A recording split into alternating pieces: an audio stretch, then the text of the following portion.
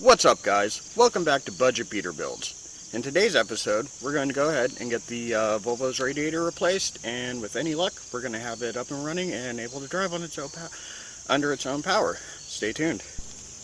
Alright, you guys can see me now. So first thing we're going to need to do is there are two 10mm bolts down here at the bottom that are holding the radiator in place. So first thing we're going to do is we're going to get those pulled, and I think we'll have all of the bolts out so we can get this thing yanked. So let's get to it.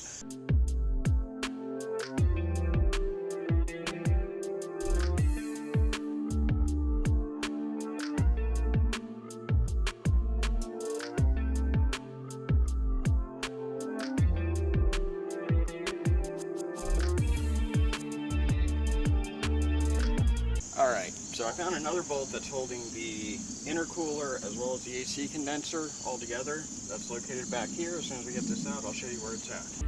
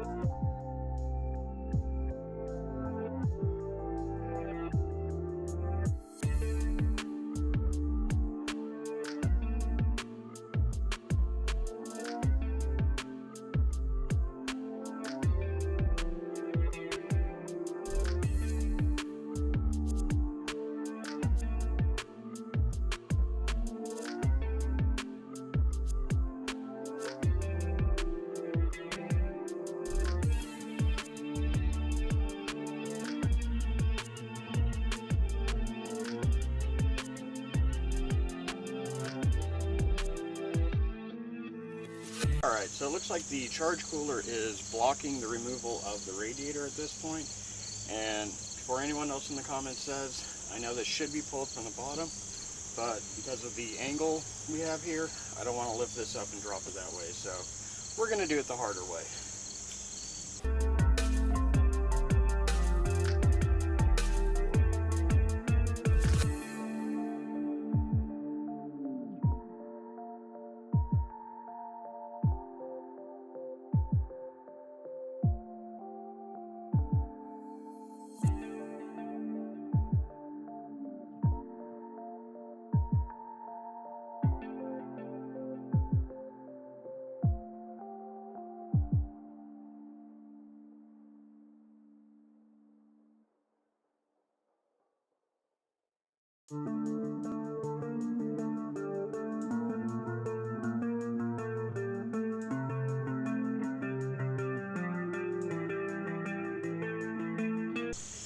Alright guys, so that's the radiator out. So I guess that's it for this episode. Thanks for liking and subscribing. If you want to see more of this, just come back and... Nah, I'm just kidding. We're going to finish this up.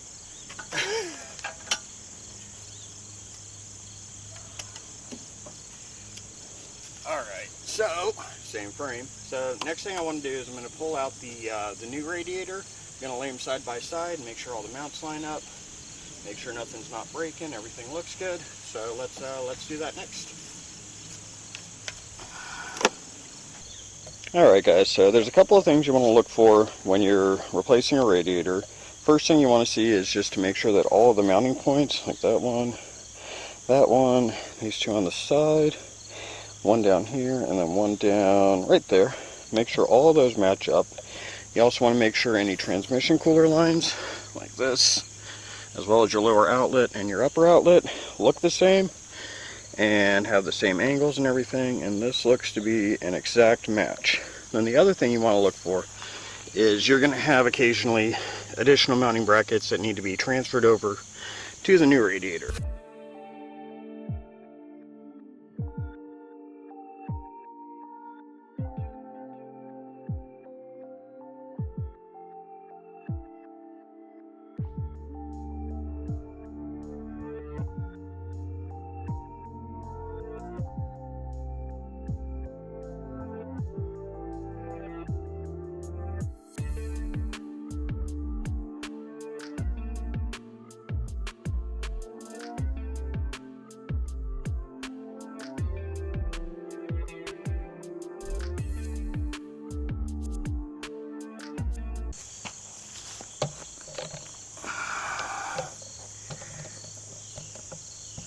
Alright guys, so I'm going to find the bolt in a little bit, do that off the camera. But yeah, so I was saying that I thought the bottom of the tank had been broken in the accident, and getting this radiator out, it showed me that wasn't the case. Let me show you.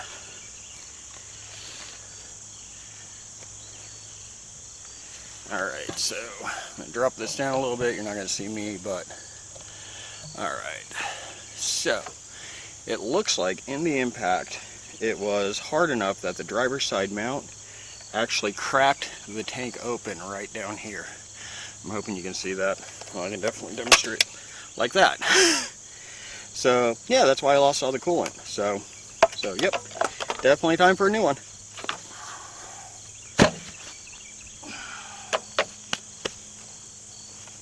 Alright guys, so I've got the mounting hardware installed now, so let's go ahead and get this put into the car, and then we can start making our connections back up and see if we can get her to start.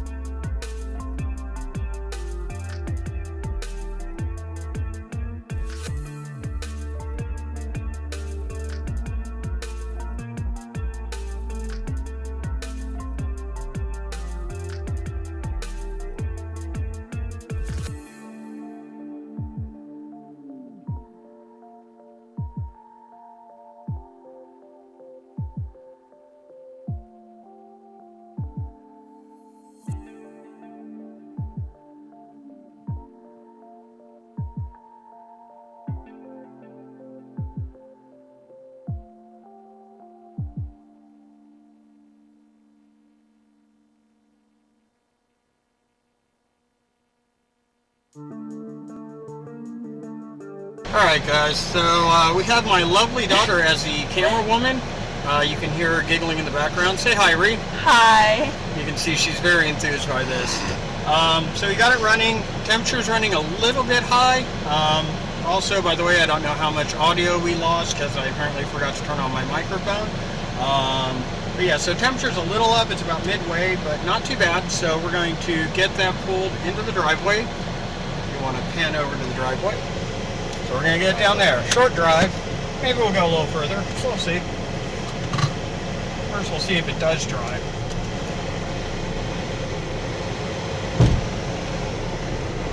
It's been sitting for a while. A little bit of bouncy idle. Just going to take it for a quick spin around the block. Sorry for the lack of steady cam. What do you think, Rhea? This is the first time you've been in this since August. It has.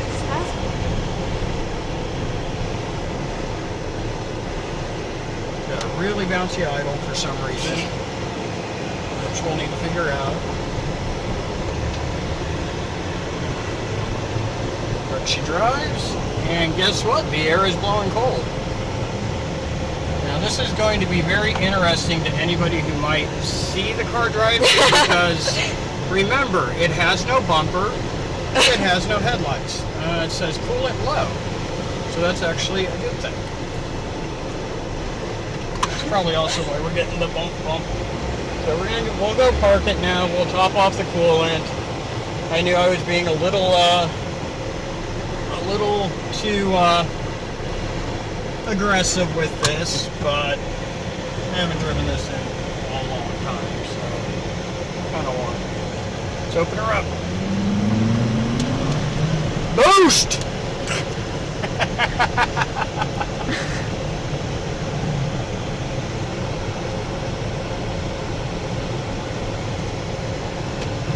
Alright guys, so we're back in the basement, so it must mean it's outro time. So, damn, this has been a great day. I am so glad that we finally got that Volvo up and running. That's been a thorn in my side for the last month and a half now.